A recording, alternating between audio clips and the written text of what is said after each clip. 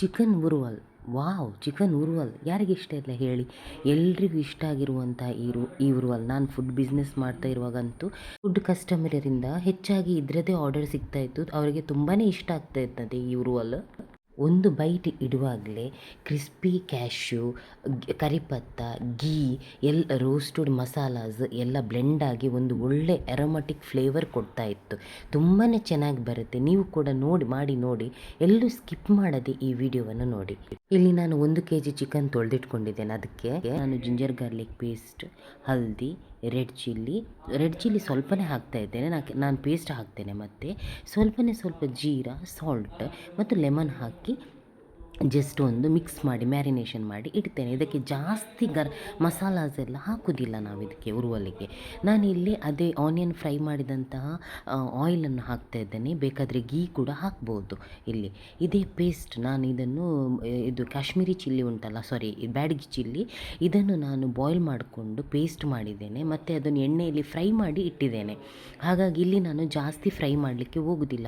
ನೀವು ಎಷ್ಟು ಫ್ರೈ ಮಾಡ್ತೀರ ನೋಡಿ, ಅಷ್ಟು ಅದು ಒಳ್ಳೆ ಕಲರ್ ಬರ್ತದೆ. ಈಗ ಮ್ಯಾರಿನೇಷನ್ ಮಾಡಿದ ಈ ಚಿಕನನ್ನು ನಾನು ಅದಕ್ಕೇ ಹಾಕಿ ಚೆನ್ನಾಗಿ ಮಿಕ್ಸ್ ಮಾಡ್ತೇನೆ. ಇದು ಸ್ವಲ್ಪ ಅಗಲದ ಪಾತ್ರೆಯಲ್ಲಿ ಮಾಡಿದರೆ ತುಂಬ ಒಳ್ಳೆಯದು. ನಾನು ಮನೆಗೆ ಅಲ್ಲ ಅಂತ ಸ್ವಲ್ಪ ಮೀಡಿಯಮ್ ಸೈಜ್ ಕಡಾಯಿ ತಗೊಂಡಿದ್ದೇನೆ. ಸೊ ಈ ರೀತಿ ಲಿಡ್ ಕ್ಲೋಸ್ ಮಾಡಿ ಬೇಯಿಸ್ತೇನೆ ನಾನು. ಅಂದರೆ ಬೇಯಬೇಕಲ್ಲ, ನಮಗೆ ಚೆನ್ನಾಗಿ ಬೇಯಬೇಕು ಅಂತ. ಸೊ ಆ ಲಿಡ್ ಕ್ಲೋಸ್ ಮಾಡುವಾಗ ಸ್ವಲ್ಪ ನೀರು ಬಿಡ್ತದೆ ನಮಗೆ. ಓಪನ್ ಆಗಿ ಸ್ವಲ್ಪ ಇಟ್ಟರೆ ನೀರು ಡ್ರೈ ಆಗುತ್ತೆ. ಇದಕ್ಕೆ ನಾನು ಬ್ಯಾಲೆನ್ಸಿಗೋಸ್ಕರ ಕೆಚಪ್ ಹಾಕ್ತಾ ಇದ್ದೇನೆ. ಒಂದೊಂದು ಸಲ ನಾನು ಬೆಲ್ಲ ಕೂಡ ಹಾಕ್ತೇನೆ. ಯಾವುದಾಗ್ಬೋದು, ಕೆಚಪ್ ಅಥವಾ ಬೆಲ್ಲ. ಫುಲ್ಲು ಫ್ಲೇಮಲ್ಲಿ ಇಡಿ, ಆಗ ಡ್ರೈ ಆಗ್ತಾ ಬರುತ್ತೆ. ಮತ್ತು ಸ್ವಲ್ಪ ನಾವು ಥಿಕ್ನೆಸ್ಸಿಗೋಸ್ಕರ ಇಲ್ಲಿ ಕಾರ್ನ್ಫ್ಲೋರ್ ಹಾಕ್ತೇನೆ. ಕೆಲವರು ಕ್ಯಾಶು ಹಾಕ್ತಾರೆ, ಬಟ್ ಕ್ಯಾಶು ಹಾಕುವ ಅಗತ್ಯ ಇಲ್ಲ. ಇಲ್ಲಿ ಸ್ವಲ್ಪ ಕಾರ್ನ್ಫ್ಲೋರ್ ಹಾಕಿ ಇದು ಮಾಡಿದರೆ ನೋಡಿ, ಇಲ್ಲಿ ಡ್ರೈ ಆಗುತ್ತಾ ಬರುತ್ತೆ. ನಾನು ಮೇಲ್ಗಡೆಯಿಂದ ನಾನೇ ಮಾಡಿದಂಥ ಗರಂ ಮಸಾಲ ಹಾಕ್ತಾ ಇದ್ದೇನೆ. ಅದು ತುಂಬ ಒಳ್ಳೆ ಅರೋಮಾ ಕೊಡುತ್ತೆ. ಇದು ಮಾಡಲಿಕ್ಕೆ ತುಂಬಾ ಸಿಂಪಲ್, ಏನು ಕಷ್ಟ ಇಲ್ಲ, ಆದರೆ ತುಂಬಾ ಟೇಸ್ಟಿಯಾಗಿ ಬರುತ್ತೆ. ನೋಡಿ, ಗೀಯಲ್ಲಿ ಈ ರೀತಿ ಒಂದು 3 ಆನಿಯನನ್ನು ಫ್ರೈ ಮಾಡಿಟ್ಕೊಂಡು ಇಟ್ಟಿದ್ದೇನೆ. ಅಂದರೆ ಬರಿಷ್ಟ ಥರ ಮಾಡಿಟ್ಟಿದ್ದೇನೆ. ನಂತರ ಅದರಲ್ಲಿ ಕ್ಯಾಶ್ಯೂ, ಕರಿಪತ್ತ ಮತ್ತು ಬ್ಯಾಡಗಿ ಚಿಲ್ಲಿ ಹಾಕಿ ಫ್ರೈ ಮಾಡ್ತೇನೆ. ಇದನ್ನು ಲಾಸ್ಟಿಗೆ ನಾನು ಆ್ಯಡ್ ಮಾಡ್ತೇನೆ. ಇದಂತೂ ಹಾಕಿದರೆ ತುಂಬಾ ಚೆನ್ನಾಗಾಗುತ್ತೆ. ನೀವು ಮಾಡಿ ನೋಡಿ, ತುಂಬಾ ಹಾಕಬೇಕು ಇದನ್ನು ಮಾತ್ರ. ಆನಿಯನ್ ತಿನ್ನುವಾಗ ನಿಮಗೆ ಖಾರ, ಈ ಆನಿಯನದ್ದು ಸ್ವೀಟ್ನೆಸ್, ಕ್ರಿಸ್ಪಿ ಕ್ಯಾಶ್ಯೂ ತುಂಬಾ ಚೆನ್ನಾಗಿ ಬರುತ್ತೆ.